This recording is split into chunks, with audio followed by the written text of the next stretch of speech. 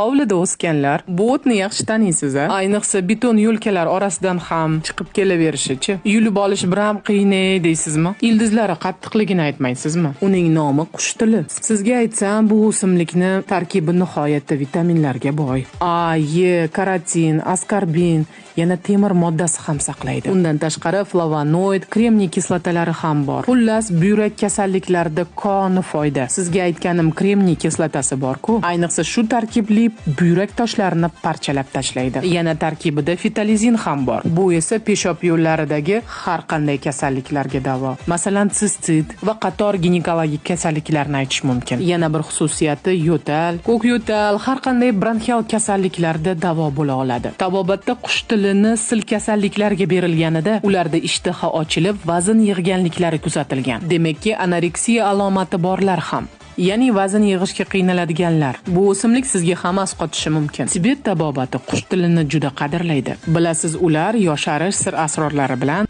butun dunyoga mashhur. Videoga like bosib, obuna bo'lishni unutmang. Ikkinchi qismda retseptlar va qo'shimcha qiziqarli ma'lumotlar bilan uchrashguncha, aytgancha videoni o'zingizga saqlab, yaqinlaringizga ulashib qo'ying. Kundalik storieslarni ham ko'rib boring. Foydali zo'r qo'shimchalar ham berib o'taman. Omonlikda ko'rishguncha.